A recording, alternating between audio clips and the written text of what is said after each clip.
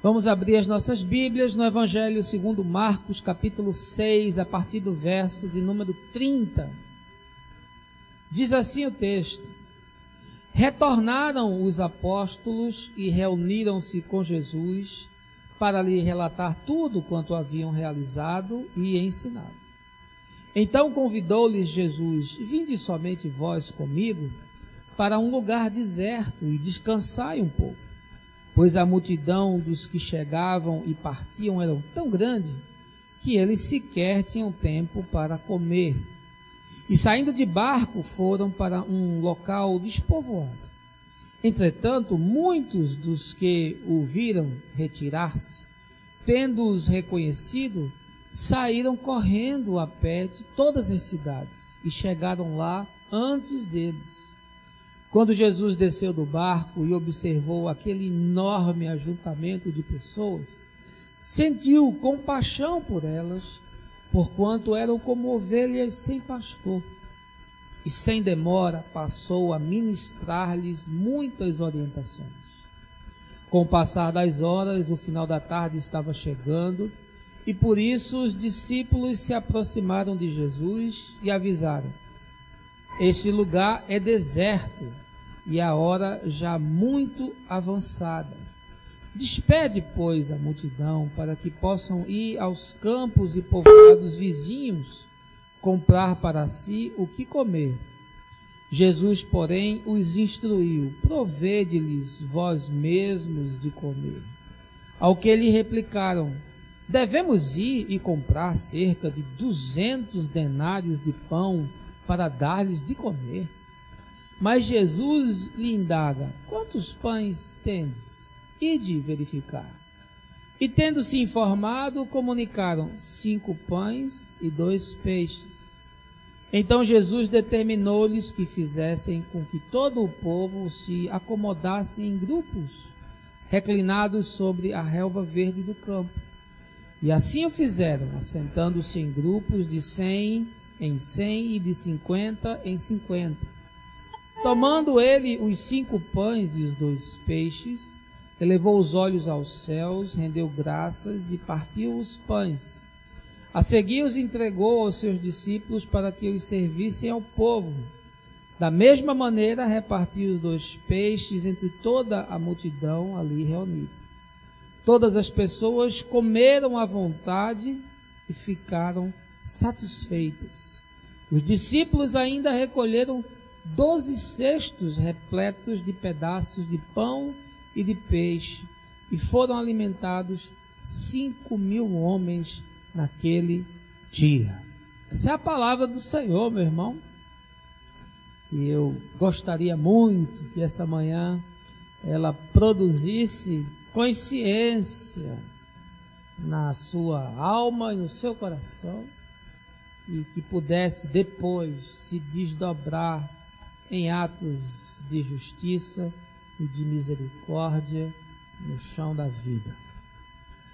Olha, a Receita Federal divulgou no início do mês números referentes à arrecadação de instituições religiosas no Brasil em 2011. Algo em torno de 20,5 bilhões de reais. Só para você ter uma ideia mais clara sobre o que essas cifras representam, 20,5 bilhões de reais é 90% do orçamento do Bolsa Família, do governo federal. 15 dos 24 ministérios do governo arrecadam menos do que esse valor e tem disponível menos do que esse valor para realizar todo o programa durante um ano. A Receita informou ainda, e de forma mais detalhada, que 70% desses 20,5 bilhões são provenientes de dízimos e ofertas, ou seja, 39,1 milhão por dia. Outras fontes declaradas de proventos das igrejas foram venda de bens móveis e imóveis, prestação de serviços, vendas de produtos e rendimentos com aplicações financeiras. E eu tenho uma pergunta para você essa manhã e para você aí que está me assistindo. Para onde está indo todo esse dinheiro? O que as igrejas estão fazendo com tantos recursos que são arrecadados? Por que elas estão fazendo transações com imóveis? Por que se tornaram acionistas de companhias privadas? E por que investem no mercado financeiro e transacionam com ações? E eu vou lhe responder de forma muito objetiva, porque a maioria dessas igrejas não são igrejas, elas são empresas. São geridas como empresas. Elas tratam seus pastores como executivos. Elas investem pesadamente em marketing. Vendem uma infinidade de quinquilharias. Criam estruturas capazes de atrair, satisfazer e manter os seus clientes. São empresas do ramo religioso. O que move a esmagadora maioria das igrejas nesse tempo não é o Espírito Santo, é o espírito do capitalismo, do qual tratou Max Weber. E olha, não há nada melhor do que você negociar com o sagrado, vender esperança, transacionar com a fé, investir no sobrenatural. A mensagem cristã desses dias é uma mensagem direcionada para atrair investidores. As igrejas são como bolsas de valores, vendendo ações do céu, negociando a salvação e a cura. Quanto mais você dá, mais chance você tem de receber. Quanto mais você investe no seguro eclesial, mais blindado você se torna contra os problemas e as dificuldades da vida. Templos lotados, mas não de discípulos de Jesus, e sim de comerciantes do sagrado. A linguagem dessa gente é a barganha. A linguagem deles é o profetizo. A linguagem deles é o decreta. A linguagem deles é o toma posse. E eu vou lhe confessar, fica impossível para mim acreditar nisso. É impossível professar uma religião que afirma que tudo é transitório, mas que estimula o sujeito ao acúmulo e à propriedade. É impossível acreditar numa fé que almeja a eternidade, mas quer a qualquer custo ser feliz aqui e agora. É impossível crer num tipo de espiritualidade que se apega à finitude daquilo que é material e despreza os valores e os conteúdos que são espirituais e eternos. Olha, você vai me desculpar, mas eu não consigo crer num evangelho que leva o indivíduo a só enxergar a si mesmo. Eu não consigo crer numa igreja refestelada, pomposa, luxuosa, jactante, ufanista, que só serve para anestesiar consciências obesas, que estão engorduradas pelo descaso e pela complacência. Enquanto os cristãos se trancafiam nos seus templos, fazendo programas para entreter gente, cantando em marchas, participando de shows, a sociedade está aí apodrecendo em meio à corrupção. Os pobres estão agonizando em guetos esquecidos. O mundo gangrenado está em processo de sepsemia ética e moral. Nós estamos diante de cristãos passivos. Gente que assiste ao sofrimento pela tela da TV e quer mudar o mundo do sofá de casa. Em 32 anos de caminhada de fé, eu vi muito pouca gente e raríssimas igrejas que se envolveram com algo que fosse para além da liturgia e do culto. E sabe por quê? Porque cuidar de pobre, meu irmão, não dá prestígio, não gera lucro, Ação social é sempre um ministériozinho, um departamentozinho entregue nas mãos de meia dúzia de doidos, de cristãos comunistas, porque trabalhar com a miséria e a fome não dá prestígio, não produz o status espiritual de um evangelista, de um profeta ou de um mestre. Final da década de 1990 no Brasil, nós perdemos o sociólogo Herbert de Souza, o Betinho. Era um ateu, confesso, e um sonhador incurável. E por que não dizer um pagão ativo? O Betinho realizou o maior programa contra a miséria e a fome que esse país já viu a partir da iniciativa e da organização da própria sociedade. Depois dele, empresas começaram a realizar programas mais ousados do ponto de vista social. Muitas organizações do terceiro setor se mobilizaram contra as questões dramáticas dos pobres. Gente anônima se levantou da cadeira para alfabetizar crianças, para alfabetizar idosos, para apoiar no trabalho com deficientes, para ajudar em ações de cidadania, de saúde. A verdade, meus irmãos, é que as empresas fazem mais pelos carentes e necessitados do que as igrejas.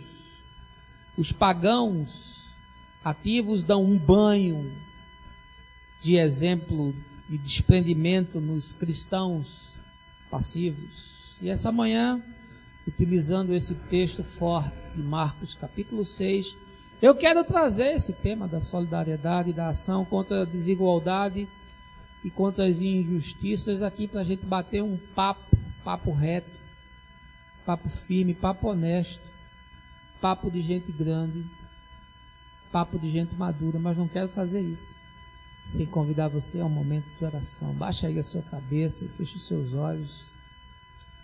Pai, entramos nesse lugar hoje para adorar, mas também para ouvir a Tua palavra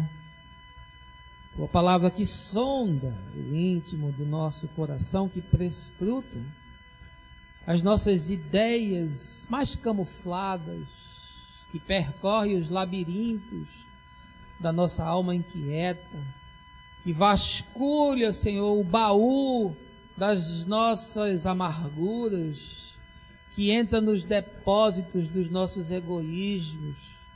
E essa manhã, entrando luz nesses ambientes interiores, nós temos a expectativa de que Teu Espírito produza arrependimento e confissão de pecado, de tal forma que, saindo desse lugar, possamos tornar prática de vida aquilo que dizemos crer com o coração. É isso que eu te peço, no nome de Jesus. Amém. Quero lhe convidar a ir para as margens do Mar da Galileia, ali próximo a duas cidades que ficam às margens do lago enorme que existe ali em Israel, as cidades de Betsaida e de Cafarnaum, para um encontro com Jesus e os seus discípulos.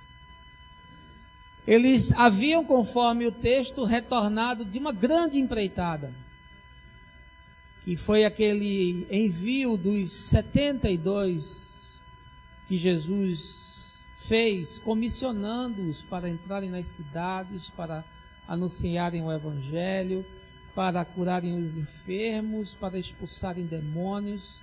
E, portanto, esse texto está situado no contexto histórico, quando eles retornam dessa grande empreitada de fé.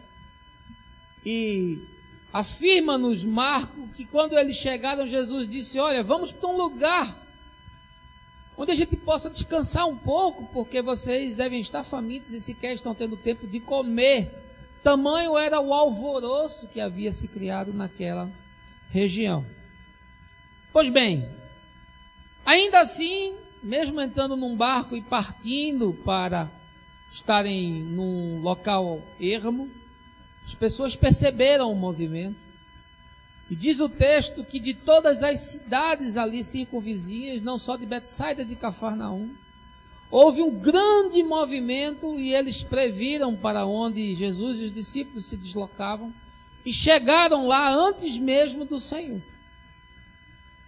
E quando Jesus desceu do barco e viu aquela situação, muito pior do que qualquer fila do INSS, muito pior do que qualquer UTI do hospital, da restauração, com gente, todo tipo de mazela, enfermidade, dor, angústia, sofrimento.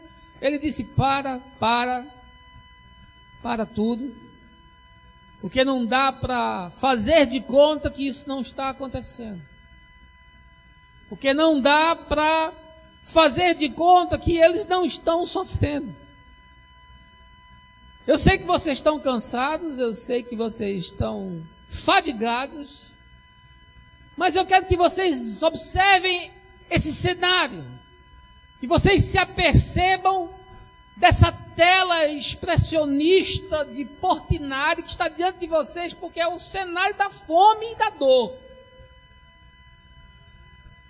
Imagina gente no meio do deserto, do nada, que não tem dinheiro, que não tem comida, que não tem saúde, que não tem casa, que não tem dignidade, que não tem mais alma, que não tem mais esperança, que não tem mais nem sensações, está entregue à própria sorte. É gente que perdeu, se pode perder de pior na vida, que é perder a fé. Eles são indigentes, são miseráveis de coração, são desabrigados de alma, são favelados de amor, são desterrados de sentimento. E aí Jesus diz: cancela a agenda, cancela o piquenique, cancela o descanso justo, cancela a agenda, manda essa moçada se sentar aí de alguma forma, porque eu vou passar a instruir-lhes e vou orar pelas suas necessidades e pelas suas dores. E assim foi feito. Imagine milhares de pessoas acomodadas da forma que dá. Jesus está orando pelos enfermos, está cuidando dos aflitos, está trazendo palavras de conforto e de esperança. E a hora vai passando, e é gente demais, é demanda demais, é agonia demais, e o sol está se pondo, e não tem metrô para ir para casa, e não tem ônibus para ir para casa, e não tem um espaço para armar barraca de campo. E os discípulos vão se afligindo com aquilo, e vão percebendo que o retorno será uma jornada muito complicada, porque aquela gente está o dia todinho se locomovendo, sem comer e sem beber água, sem nada. E aí eles chegaram para Jesus e disseram: olha, Senhor, não presta atenção demais nessa gente não, porque o dia está terminando, o sol está se pondo, e é bom despedir essa moçada, porque não vai ter merenda não. É bom que você libere essa gente para que eles possam ir para Betsaida ou para Cafarnaum, que são as duas cidades mais próximas, e dependendo do lugar onde Jesus estava, eu estou falando aí de no mínimo uma caminhada de 5, 6 quilômetros. Despede essa gente, mulher, menino, para que eles possam comprar alguma coisa para comer, porque senão a gente vai ter que enterrar eles aqui mesmo no deserto. Esse é o cenário. Essa é a lousa, é esse contexto. E aí Jesus resolve fazer uma coisa sobrenatural. E pega um pouco de alimento que ali havia disponível, e ora por aquele alimento e o abençoa. E diz aos discípulos que comecem a servir as pessoas. Diz o texto de Marcos que todos comeram e se fartaram, e ainda do que sobrou foi possível recolher 12 cestos. Eu tenho 5 lições preciosas nesse texto para você essa noite, e eu queria convidá-lo a voltar a abrir a sua Bíblia, porque a mensagem é expositiva. Tudo será tirado do texto, para que possamos refletir a partir desse instante. E o meu desejo é que essa reflexão produza em você uma confissão de fé ativa, e não uma crença religiosa passiva. E eu quero lhe dizer, em primeiro lugar, que o texto nos ensina é que a proposta do Evangelho é ser uma mensagem de restauração integral para o ser humano. Veja aí o verso de número 36.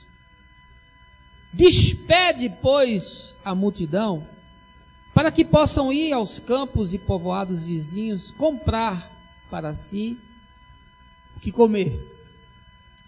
Os discípulos viram aquela circunstância, os discípulos viram o avançar da hora, os discípulos viram aquela moçada com fome, com sede, e aí chegaram para Jesus e disseram: olha, despede logo esse pessoal. Afinal de contas, Senhor, a obra já foi feita. Afinal de contas, a mensagem já foi semeada. Afinal de contas, o serviço já foi prestado. Nós já fizemos a nossa parte. Tu já oraste por essa gente. Alguns foram curados, outros foram libertos, outros foram restaurados, os caídos foram animados. Vamos fazer o seguinte: vamos mandar essa gente embora. Vamos se livrar desse problema. Vamos dar um jeito de dispersar essa multidão. É tudo tão simples. É tudo tão óbvio. É tudo tão patente. É a velha dicotomia entre o material e o espiritual. É a velha religião que separa o céu da terra. É a velha crença que separa as coisas transcendentes das ações imanentes. E olha, isso é tão parecido com os nossos dias. Porque a igreja desse tempo nada mais é do que uma empresa de prestação de serviço. O sujeito vem para o templo, e aí ele tem à sua disposição batismo, ele tem à sua disposição casamento, ele tem à sua disposição ordenação, ele tem à sua disposição sepultamento, ele tem à sua disposição adoração, ele tem à sua disposição ensino, ele tem à sua disposição acampamento, luau, ele tem à sua disposição filme, ele tem à sua disposição escola para crianças, ou seja, é uma grande prestação de serviço. O sujeito vem e ele escolhe no menu o que ele quer. É um lugar para juntar gente, para massagear egos, para confortar os desconfortáveis, para dar uma palavra que catapulte você, que anime você. Afinal de contas, amanhã começa de novo Lava Jato, amanhã começa de toda a bandalheira está aí, e você precisa levar uma bombada. Levante a sua esperança. É um evangelho indoor, é um negócio, uma confraria. Não existe nada outdoor para sair, para se envolver com os dramas reais, para participar de ações de solidariedade, para assumir compromissos e para afirmar posições. Não, é tudo para dentro. É tudo ligado à transcendência, ao mundo espiritual. Despede logo essa gente. Afinal de contas, a gente já fez o que tinha que fazer. O que mais que tem que ser feito? Despede essa gente com fome, meu irmão. Despede o cara que está cheio de angústia na alma. Manda o cara para casa, que é o teto da casa dele está caindo e a água está entrando. Mas manda esse cara para casa, porque a gente já ministrou fé no coração dele. Ele vai chegar em casa e vai orar, e a telha vai ser restaurada. Manda o cara para casa, meu irmão, com os filhos doentes, com febre, menino com fome, sem escola. Manda para casa, afinal de contas a gente já ministrou que ele tem que profetizar, ele tem que declarar a bênção. Se a bênção não chegou na casa dele, é porque ele está em pecado, é porque ele não deu a oferta que tinha que dar. Mentirosos, bandidos, hipócritas, vocês vão dar conta ao Senhor da mentira deslavada que vocês ensinam ao povo. Perversos, sacerdotes de sofá, pastores de gabinete, que nunca botaram o pé numa favela e nunca deram um abraço num mendigo. Sabe por quê, meu irmão? Porque eles pensam que o evangelho é só para produzir coisas espirituais. Mas eu quero lhe dizer que a mensagem de Jesus é uma mensagem que nos desafia a levar às pessoas um evangelho integral. Alguém me perguntou: pastor, o senhor crê na missão integral? Não, não creio não. Isso é uma muleta para compensar uma deficiência da igreja, porque não prega o evangelho integral, porque o evangelho é suficiente. Tudo que há no evangelho é suficiente para a salvação do homem. O evangelho é uma mensagem que se propõe a salvar não só o espírito do sujeito, mas se propõe a salvar a sua alma e se propõe a salvar o seu corpo. Quem prega menos do que isso está oferecendo um produto que é fraudulento. É um evangelho paraguaio, mas não é o evangelho de Jesus. Por isso não dá para você dizer para o cara: olha, eu já ministrei a palavra para você, e você já disse amém, você levantou a mão, você virou membro, você foi batizado, e agora, meu irmão, é esperar que Jesus volte. Fique aí vivendo nessa miséria, nessa desgraça, fique aí doente, fique aí deprimido, fique aí angustiado, fique aí esmagado, fique aí soterrado pela vida. Contanto que você vem aqui no nosso templo todo domingo, meta a mão no seu bolso e bote aqui no gasofilaço para fazer a engrenagem girar. Não, isso não é evangelho. Porque o evangelho de Jesus restaura o corpo. Sim. Ainda que a restauração definitiva esteja para além. Quando eu receberei um novo corpo. Mas é para o corpo também. Restaura a alma, a psique, refaz a matriz de valores, repagina a consciência, sim, porque será muito pouco provável que alguém possa mudar de vida sem mudar a consciência. E salva o espírito, sim. Dar-vos-ei um novo espírito, diz a profecia de Ezequiel.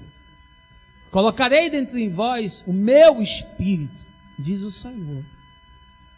Jesus soprou sobre os seus discípulos o seu espírito. Mas, por favor, não faça um reducionismo da mensagem, achando que tudo se resume ao que é espiritual, sentando confortavelmente na sua igreja, bolsa de valores, onde o sujeito está negociando com o sagrado e esquecendo de todo o resto. E dizendo no final do culto para o cara que está com fome, que está arrasado, que está deprimido, que está desempregado, que está com um filho doente, dizendo: vai na paz, meu irmão, Deus te abençoe, viu? Porque era isso que os discípulos quiseram fazer aqui. Despede essa gente, Jesus, manda para casa. Salvação, meu irmão, é para ser desfrutada aqui e agora. Salvação é para hoje. Paulo diz: hoje é o dia oportuno. O reino de Deus é para hoje. A eternidade, para aqueles que creem, já começou. Você já está vivendo nas ambiências da eternidade. Você não está vivendo na plenitude da eternidade, mas os valores do reino de Deus já se manifestam em você, e você já percebe as ambiências do que será a sociedade refeita no amor de Deus e em plena consciência de quem eu sou e de quem Deus é. Portanto, Não vamos pregar menos do que o evangelho integral. Não dá para pegar uma mensagem que restaura o espírito e deixa do cara agora vá para casa com a sua alma arrebentada e o seu corpo cheio de miséria, de doença, de fome e de cansaço. Segunda coisa que eu quero lhe dizer nesse texto é que a igreja é responsável pela criação e manutenção de ações de solidariedade e de fomento da dignidade humana. Veja aí o verso de número 37. Jesus, porém, os instruiu: provede-lhes vós mesmos de comer. Ao que lhe replicaram: devemos ir comprar cerca de 200 denários de pão para dar-lhes de comer. Você sabe quanto é 200 denários de pão, meu irmão? Vou lhe dar uma ideia. São 8 meses de trabalho de um trabalhador.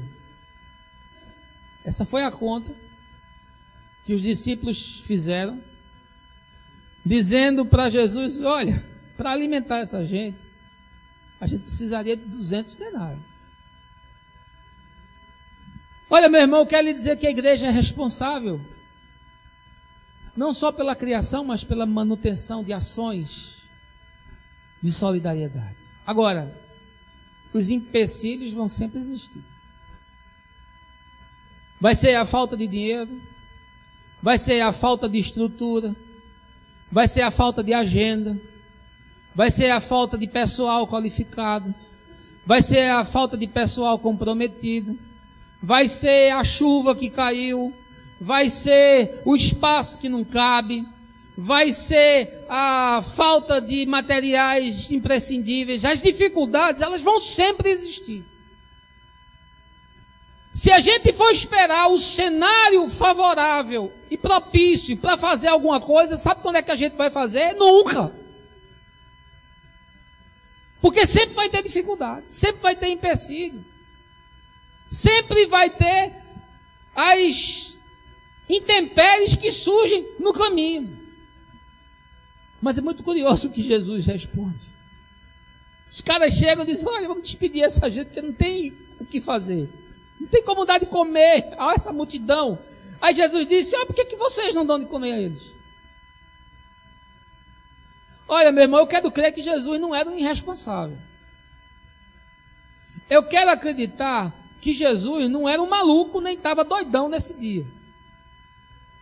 Portanto, quando Jesus olha para os discípulos e diz para eles: por que vocês não fazem isso? Ele está sendo sarcástico. Mas ele está chamando essa moçada na grande. Ele está dando um choque de realidade. Ele está querendo dizer para eles: olha, eu não sou igual aqueles sacerdotes do templo, não, que depois que termina o culto, descem na estrada para Jericó, encontram o cara lá todo arrebentado e fazem de conta que não é com eles, não. Olha, eu estou chamando vocês não é para ser um empregado do sagrado, não, para ser um Robocop da igreja, não. Estou chamando vocês para expandir a consciência de vocês e para vocês se sentirem responsáveis pelo outro, para que vocês de alguma forma encarnem as confissões verborrágicas que vocês fazem. Essa foi a chamada de Jesus. E aí eu lhe pergunto: como é que você pode falar de salvação sem falar de justiça, de dignidade, de vida em abundância? Porque essas coisas estão intricadas. E Jesus disse: olha, vem cá, vocês é que são responsáveis por isso. Mas Senhor, é gente demais, mas vocês são responsáveis. Ou vocês acham que era só para falar essas coisas todas e mandar essa gente para casa e eles vão acreditar nesse discurso? Vocês acham que essa multidão vai dar algum crédito a gente se a gente mandar eles para casa de mão vazia? Por favor, meu irmão, o que você acha que a sociedade pensa a respeito da igreja? Faça um teste, pergunte aos seus amigos que não são cristãos, que não são crentes, que não são evangélicos. Pergunte o que é que eles acham. Pergunte se eles estão dispostos a entrar dentro de um espaço de reunião que eles chamam de templo, meter a mão na carteira e tirar R$1 para dar. Pergunte a eles. E você vai perceber qual é a opinião da sociedade a respeito das igrejas. Sabe por quê? Porque nós não somos responsáveis por nada. Nós não assumimos nada, nós não nos envolvemos com nada. Nós não nos comprometemos com nada. Nosso evangelho é um evangelho que se reúne para levantar a mão, para trimelique, para fazer folclore, para sair pela porta e dizer depois, não é comigo, meu irmão. É com o governo, é com Dilma, vai reclamar lá no Planalto. O que a igreja está fazendo? As empresas estão fazendo mais do que as igrejas. Eu fui lá naquela comunidade Entrapulso. O nome já diz ao que veio. Entrapulso, ou seja, é tão desgraçado que não cabe mais nada. O cara só vai porque não tem outra alternativa, é o tanque de Betesda. E aí está lá a comunidade do lado do shopping center. O maior shopping do Recife. Num bairro de classe média alta que é Boa Viagem. E aí os caras se juntam e dizem, vamos fazer alguma coisa. E eu conheci a empreendedora que fez o projeto. E ela não foi movida por outra coisa que não tenha sido solidariedade. E começaram ali com pequenas ações. Começaram dando um apoio a uma pequena creche que já existia. Começaram a entrar naqueles guetos, naquelas ruelas, naquelas casas apertadas, mal cheirosas, com aquela gente que a gente só vê em filme. Começaram a se envolver e começaram a levantar as prioridades e hoje eles têm um projeto extraordinário. 8 anos se passaram. A gente trouxe eles aqui e os depoimentos são fantásticos. Parcerias, espaço que compraram, reformaram tudo. Estão cuidando de crianças, estão cuidando de jovens, estão tirando a meninada do tráfico. Estão abrindo ações de empreendedorismo, apoiando os pequenos empresários, tirando alcoolistas das ruas. Meu irmão, eles estão fazendo uma revolução. Sabe qual é a bandeira deles? A bandeira deles é o amor. E nós ficamos dentro dos nossos templos dizendo que Jesus é a solução, que Deus mudou a nossa vida e o mundo que se exploda. Eu olho para as igrejas, no que tange a ações de solidariedade, de saúde, de cidadania, as ações são pífias, vergonhosas. É um ministériozinho que faz uma sopa. É um negocinho ali que, vez ou outra, faz uma distribuição de uma marmita lá no centro da cidade. São sempre ações esporádicas, são espasmos de gente que provavelmente está tão inconformada, mas não consegue fazer. Agora, diga que vai fazer um programa de evangelismo para você ver. Se o clero não apoia, se todo mundo não mete a mão no bolso para alugar espaço, para alugar estrutura, para alugar som, porque é para trazer gente para engordar a massa do bolo. Agora, para cuidar, meu irmão, ninguém quer se envolver com isso, não. Essa é a verdade. Falta dinheiro, falta tudo, falta apoio. O clero não quer nem ouvir falar nisso. Pastor de igreja não quer nem ouvir falar nisso.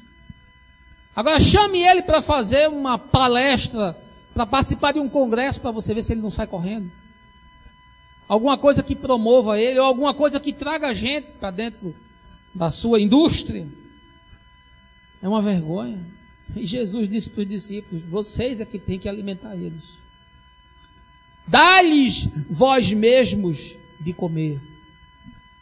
Sabe quem é que tem que resolver o problema dessas comunidades que estão aqui, meu irmão? Eu e você. Você sabe quando é que o governo vai fazer alguma coisa por eles? Nunca. Tem aí meia dúzia de agentes de saúde que dá para ser feito, está sendo feito, mas não é nem de longe o que eles precisam. E sabe de quem Deus vai cobrar isso? De mim e de você, no juízo final. Vai olhar para você e vai dizer, eu estive nu, você não me vestiu, eu estava ali do lado da rua. Bastava você atravessar a 100 metros de distância. Atrás desses prédios belíssimos da 17 de agosto, tem favela, meu irmão, com gente morrendo. Eu não sei se você sabe, porque aqui é tão bonito, né? Essa academia Clube 17, negócio lindo, o cara paga um salário mínimo para malhar ali e a gente fica assim, louco. Mas por trás, meu irmão, tem gente malhando para tentar dar ao filho um copo de leite no final do dia. E Jesus vai olhar para você, nos seus olhos, e vai dizer: eu estava com fome, com frio, você não me cobriu, você não me ajudou, eu estava ali do outro lado da rua, 100 metros de você, enquanto vocês estavam trancados naquele galpão, fazendo culto, levantando a mão, chorando, oh, aleluia. Depois você ia para casa. A igreja é responsável. Jesus disse: dá-lhes vós mesmos de comer. Papa Francisco essa semana chamou aquela cúria romana cheia de empáfia, aquela cúria romana prostituída, e disse: olha, a teologia de vocês devia levar vocês a cheirar as pessoas. Vocês precisam cheirar as pessoas, saber o que é cheiro de gente. Vocês praticam uma religião de só tem cheiro de livro. Vocês têm cheiro de biblioteca, vocês não têm cheiro de rua, de gente. Eu quero lhe dizer, a igreja é responsável. Em terceiro lugar, olha aí no texto. Eu quero lhe dizer que ações sempre devem ser feitas a partir daquilo que se tem, e não a partir do que não se tem. Veja aí o verso 38. Mas Jesus lhes indaga: quantos pães tendes? Ide verificar. E tendo se informado, comunicaram: 5 pães e 2 peixes. Olha, meu irmão, você precisa saber de uma coisa: a gente pode fazer, e pode fazer muito, mas a partir do que temos, não a partir do que não temos. Agora deixa eu lhe dizer um negócio: qualquer coisa que você queira fazer na igreja, que seja para ajudar os pobres e os miseráveis, vai se levantar a turma das impossibilidades. Olha, vai levantar aquele cara que vai dizer: não dá para fazer não, porque nós não temos estrutura, nós não temos dinheiro, nós não temos tempo, nós não temos espaço, nós não temos gente. Olha, vai ser uma lista de problemas, vai ser uma lista de dificuldades. E eu quero dizer aqui o seguinte: eu não sou irresponsável, não sou maluco, não sou doido. Eu tenho mais de 20 anos como empresário. Eu sei que nós podemos fazer, e eu sei que nós precisamos fazer.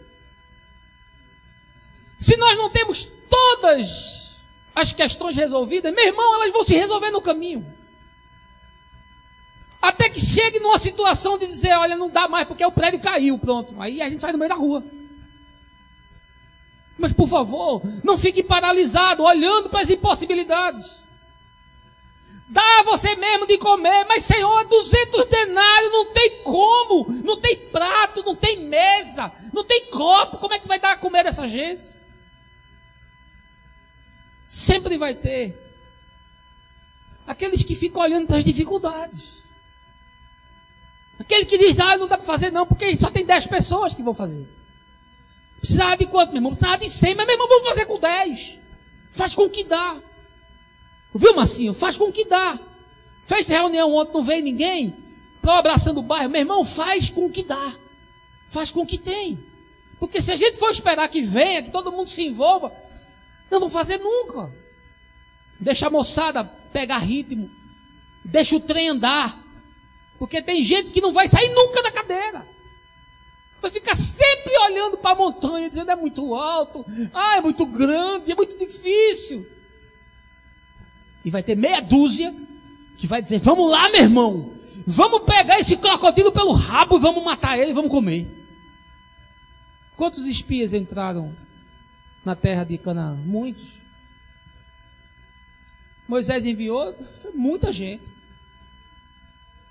Quantos disseram que dava para entrar? Só 2. Josué e Caleb. A turma disse: rapaz, o gigante é muito grande. Rapaz, o lugar é muita gente. E os caras têm cada foice desse tamanho, bicho. Não vamos não. Os caras lá vão comer a gente vivo. Não vamos não, rapaz. Não vamos não. Vamos ficar por aqui mesmo. E Josué e Caleb disse: que nada, meu irmão. Vamos entrar e vamos matar esses caras. Vamos arrasar com tudo, vamos pisar, porque Deus falou que esse lugar é nosso. Vamos entrar e vamos fazer, e vamos passar por cima. Porque dificuldade sempre vai ter. Está dizendo, Jesus disse: vamos fazer com o que tem. Quanto é que vocês têm aí? É para fazer a partir do que a gente tem, meu irmão. Quantas pessoas a gente tem de esporte? Tem 10, vamos fazer com 10. Quantos médicos tem para vir? Tem 2, faz com 2.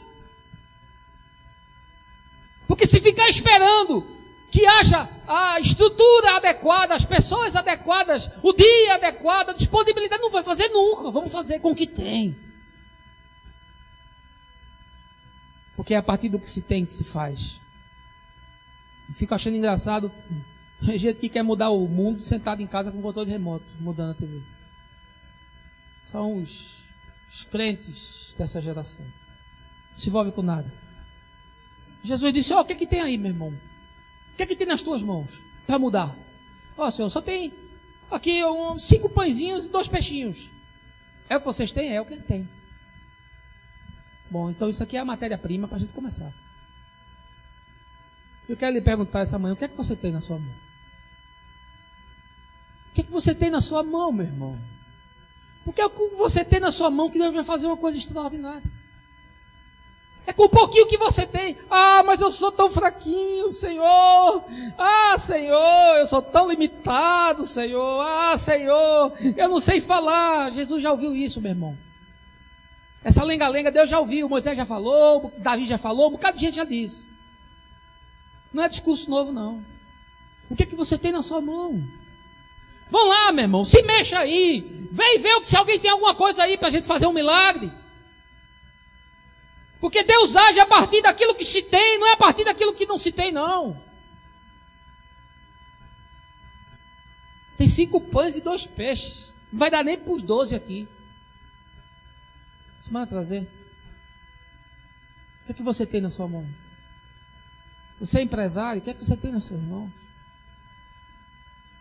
Você é engenheiro, você é médico, você é advogado, você é profissional liberal, você é comerciante, o que é que você tem na sua mão, meu irmão? Será que você não tem nada na sua mão?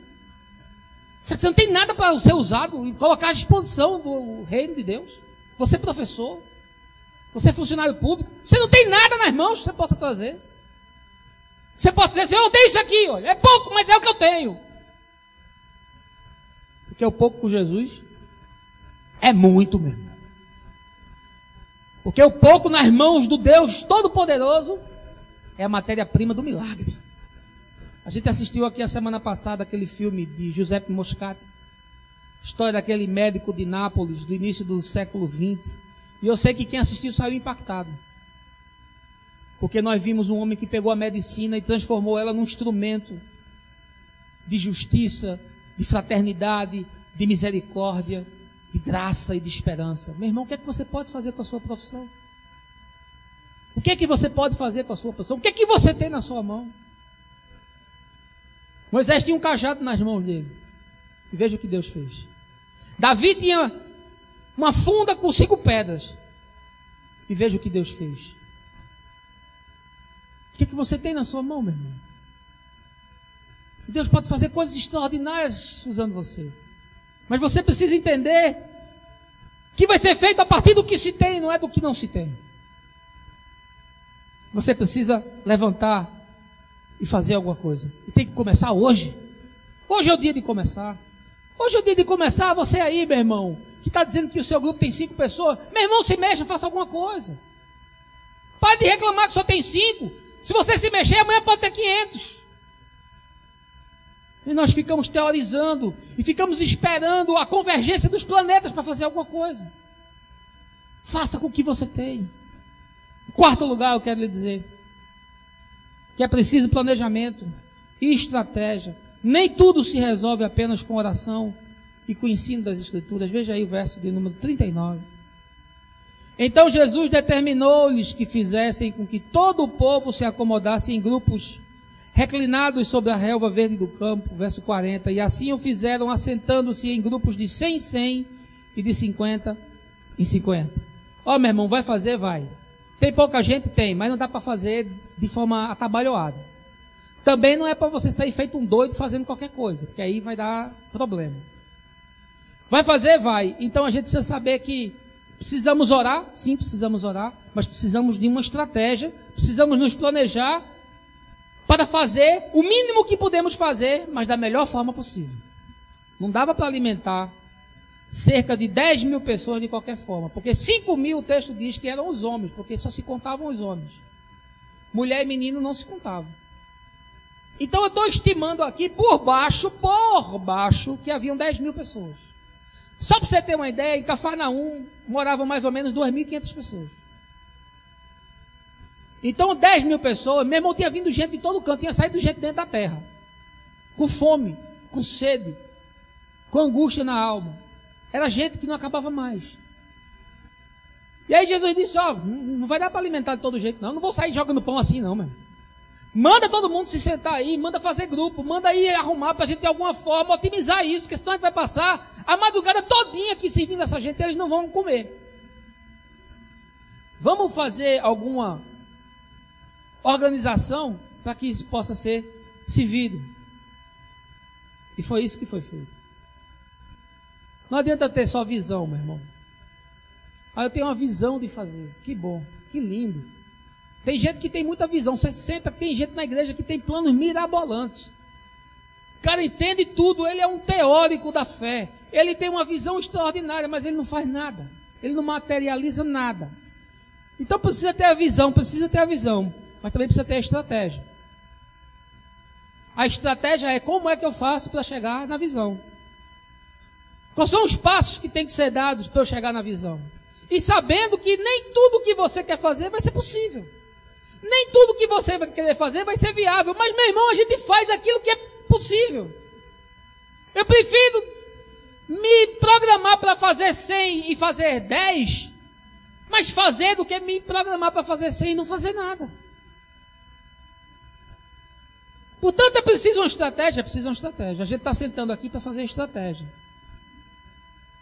Uma turminha aí, o Marcinho, o Fernando, o Aguinaldo, o Serginho, uma moçada aí sentando para fazer estratégia. O Zé, o Luiz, todo mundo aí que está se envolvendo, o André, está todo mundo se envolvendo para fazer estratégia. A gente está planejando. A gente está organizando, a gente está abrindo uma ONG, não é para fazer graça não. Não é para a gente ganhar dinheiro não. Não é para eu ganhar salário não, porque eu não ganho salário de igreja não. Não vivo por causa de igreja não. É para a gente ter estrutura para poder buscar verba do segmento privado. Que é para a gente poder ir para a sociedade e dizer, ó, ajuda aqui, meu irmão, ó as fotos aqui dessa miséria aqui. Já que tu não quer fazer nada, dá pelo menos uma grana para a gente fazer. Porque a igreja está tão desacreditada que se você for pedir dinheiro como igreja, ninguém dá R$1 para você. Você precisa virar ONG para pedir dinheiro. Para matar a fome das pessoas. E aí, depois que você tem a visão e que você desenha a estratégia, você precisa da estrutura.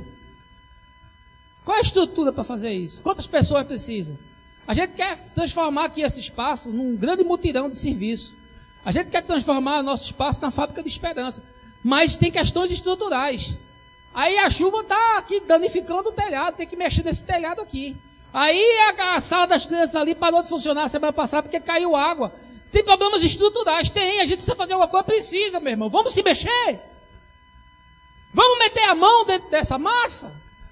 Vamos parar de ficar olhando só a dificuldade e a impossibilidade? Vamos se levantar e dizer, meu irmão, conta comigo, eu vou dar R$5 para fazer. Aqui é R$5 o que eu tenho. O outro diz, não, eu tenho 5 mil. Vou entrar com 5 mil. Porque o que tem pouco está pouco, o que tem muito está muito. Esse é o espírito do Evangelho. Agora, precisa se organizar? Precisa. Precisa planejar? Precisa. Precisa sentar e agir com inteligência? Precisa. Tem empresários aqui experientes? Tem. Para fazer coisas organizadas? Tem. Planejamento, a gente vai usar BSC aqui, fortalezas, fraquezas, oportunidades. A gente vai fazer uma coisa legal. Vamos planejar, vamos botar no papel, vamos estruturar. Mas, meu irmão, não vamos ficar fazendo culto a slide de PowerPoint, não. A gente tem que tirar isso da tela e tem que botar isso no chão e tem que levar lá para dentro. E tem que entrar e fazer alguma coisa. E tem que chamar as pessoas para cá. Dia 28 de março, no Abraçando o Bairro, meu irmão, a gente faz com o que tem. Eu queria passar o dia todinho aqui, mas não dá porque não tem gente. Portanto, a gente faz com o que tem. Agora, a gente está se planejando? Tá. A gente está se estruturando? Tá. A gente já conseguiu o apoio do 3º Distrito Sanitário, a gente já conseguiu o apoio do NAP, a gente já conseguiu o apoio do SESC, a gente conseguiu o apoio do Instituto Tavares Buril, a gente consegue apoio do governo, das instituições e não consegue apoio da igreja. A gente consegue trazer as instituições para vir para cá para dizer que quero participar. E a gente não consegue mobilizar a igreja para vir para cá. Para arrumar aqui 2 mesas, ficar aqui passar um pano aqui, organizar as pessoas, aqui estruturar, montar aqui os boxes. Por Jesus, que evangelho é esse? Como é que eu vou ser mais claro do que eu estou sendo?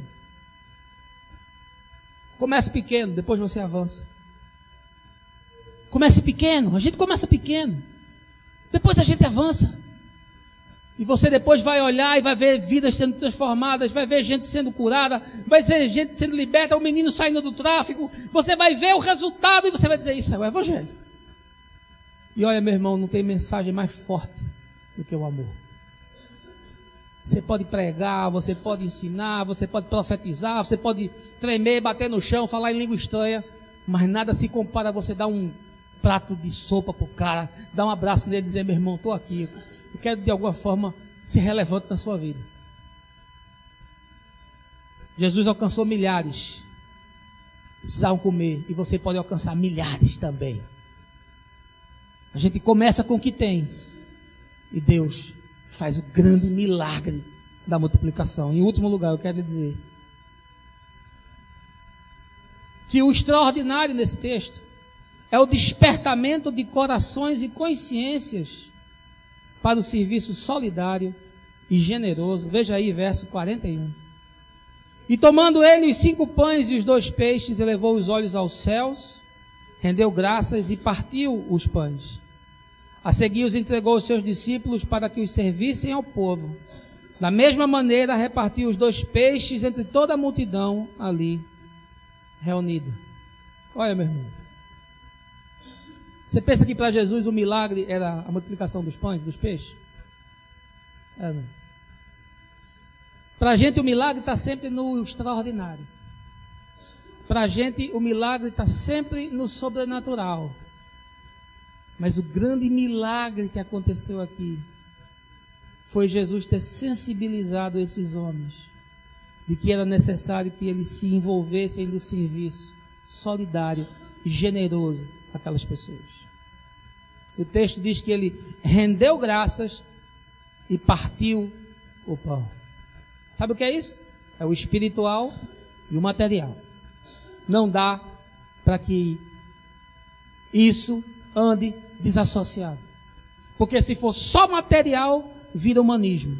E se for só espiritual, aliena você e você fica lidando só com as questões intangíveis.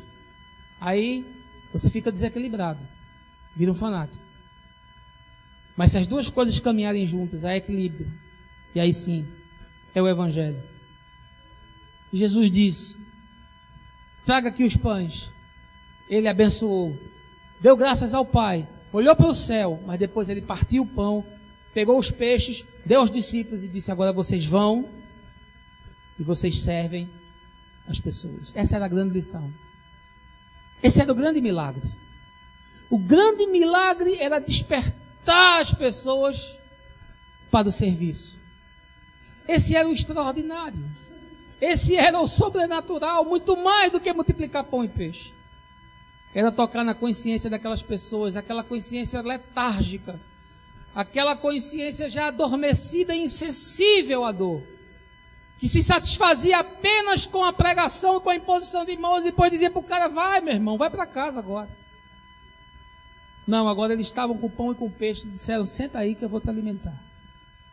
É Pai nosso que estás nos céus, mas é o pão nosso de cada dia também. Porque o Pai nosso, sem o pão nosso, meu irmão, não vai convencer o mundo, nunca. Nunca, jamais. A gente vai ser sempre um grupo elitista trancado dentro de templo. Sempre vai ser uma alienação espiritual. E nunca será o evangelho de Jesus. Sabe o que eu vejo na igreja? Eu vejo uma ênfase enorme por ordenação de presbíteros. E um descaso e um descrédito com a ordenação dos diáconos. Na igreja primitiva você tinha os presbíteros, os presidentes, os pastores, os pregadores, os mestres. Pedro diz: olha, a gente precisa se dedicar à oração e ao ensino das Escrituras. É verdade, você precisa. Mas você também precisa dos diáconos. daqueles que exercitam a piedade através do serviço, daqueles que servem às mesas, daqueles que cuidam dos órfãos e das viúvas, daqueles que fazem com que a estrutura se torne mais pessoal e humana, porque senão vira uma fábrica, vira uma engrenagem, onde você prega e depois você despede o cara com fome. E você acha que isso é muito normal. Você acha que isso faz parte do meu show. E Jesus está dizendo, o cara está precisando de alguma coisa, faça alguma coisa, dê você mesmo de comer. E você está dizendo, mas eu já preguei para ele, eu já ensinei como ele ser próspero, agora é só ele profetizar. Meu irmão, por favor, não faça isso. Nós não ensinamos isso aqui. Precisamos equilibrar a estrutura. Nós não usamos esses títulos, nem damos ênfase a cargos, mas que bom seria se surgissem entre nós mais diáconos, pessoas ligadas ao serviço. Como eu vejo na igreja gente querendo ser pregador, querendo ser evangelista, querendo ser profeta, gente que gosta de púlpito, que gosta de vitrine, que gosta de sentar com pompa aqui na frente e ficar sendo observado pela plateia, gente que gosta de desfile, de vestes. Mas como faltam aqueles dos bastidores, aqueles anônimos, aqueles que jogam pro time, aquela gente que bota a mão na ferida, aquela gente que pega na lepra, aquela gente que sai pela porta para, de alguma forma, se solidarizar com a miséria do mundo. Ah, como faltam esses, meu irmão. Para o ministério de louvor, a gente tem fila de gente para entrar, mas para o ministério do serviço, a gente faz uma reunião, não vem ninguém. Porque, como eu falei há pouco, cuidar de pobre dá trabalho e não dá nenhum prestígio.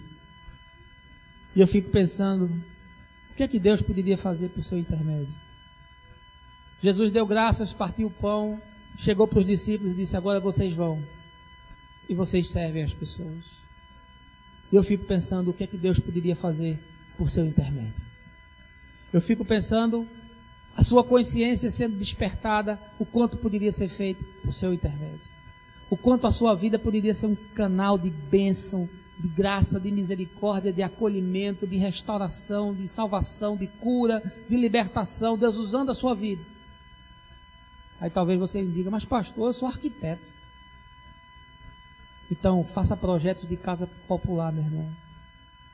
Traga para aqui algum projeto com algum material que seja de baixo custo e de alta resistência, para a gente ver se a gente consegue fazer alguma coisa melhor com as palafitas de papelão que estão ali. Sempre há o que ser feito. Deus vai usar o que você tem, não é o que você não tem. Aí o cara fica reclamando. Ah, mas se eu falasse como o pastor Charlito. Ah, mas se eu cantasse como o André. Ah, mas se eu tivesse a competência do Aguinaldo. Ah, mas se eu tivesse a disposição da Joana. Meu irmão, você só vê o que não é possível. Porque Deus lhe fez único com as características que você tem e Ele vai usar você com o que você tem. Por isso que Ele é Deus. Ele vai usar você com o que você tem. Até com a sua preguiça, com o seu descaso, com a sua complacência, com a sua irreverência e a minha. Porque antes de qualquer um de vocês, eu estou pregando para mim. É bom que você saiba disso, que toda mensagem minha é para mim. E pode ser até que sirva para mais alguém, mas eu estou pregando para mim. Para que eu saia do meu conforto e que faça alguma coisa em prol do Evangelho. Que não seja só pregação de YouTube, que não seja só texto de blog, onde milhares acessam, eu sei que traz consciência e traz ensino, mas é pouco. Há muito que ser feito. Eu quero concluir lhe dizendo que nós temos vários programas aqui, vários. Alguém disse, pastor, o senhor não vai fazer cursilho não? Eu disse, vou. Agora não dá, não tenho gente, não tenho a estrutura.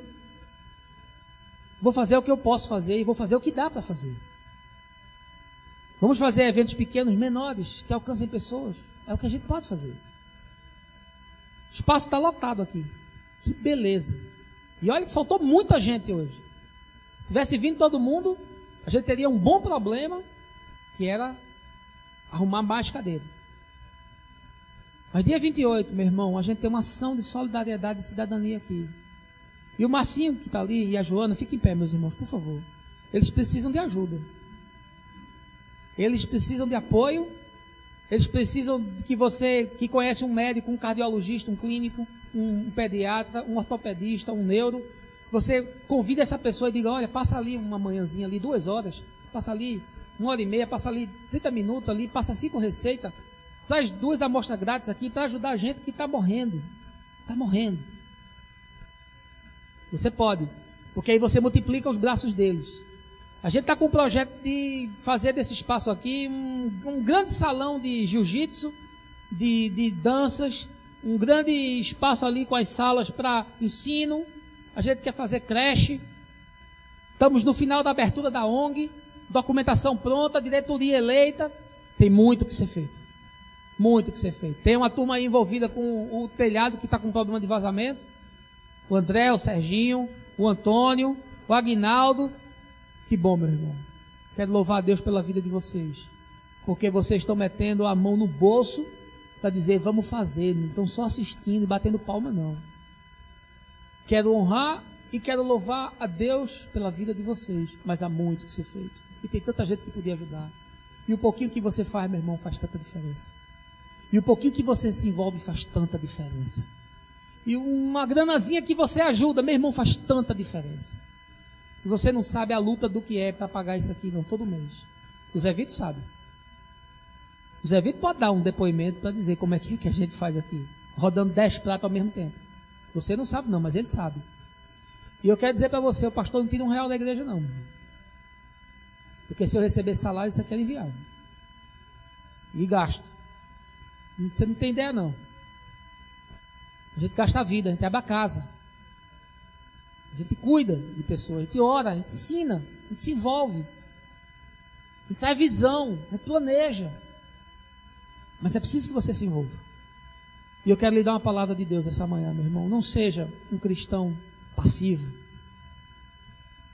Seja um discípulo ativo. Toma uma decisão hoje de fazer alguma coisa. Hoje, você toma hoje a decisão. Pastor, não tenho agenda, mas toma hoje, abre meia hora na sua agenda, de algum dia, faz alguma coisa. Se você deixar para se envolver amanhã, meu irmão, já vai ter um bocado de coisa, você já vai esquecer, já passou, já girou, já perdeu a oportunidade. Começa hoje. Hoje você toma a decisão. Hoje você diz, Senhor, eu tenho muito pouco, mas o pouco que eu tenho, eu vou botar nas tuas mãos e eu sei que tu vais multiplicar. Amém, irmãos? Essa é a palavra do Senhor. E eu estou insistindo nesse tema. E eu tenho certeza que é o Espírito Santo de Deus que está molestando você. Perdoe-me se houve algum excesso pela emoção de quem prega, mas é o zelo de quem ama e de quem sabe que a palavra que está sendo dada é a palavra do Senhor. Que Deus lhe abençoe, que você tenha um bom domingo, que você esteja com a sua família, que você brinque com seus filhos, que você curta a sua esposa, o seu esposo, que você se divirta com seus amigos, mas que você não saia daqui inerte a tudo que foi ministrado, que você se comprometa com o Evangelho. No nome de Jesus. Amém.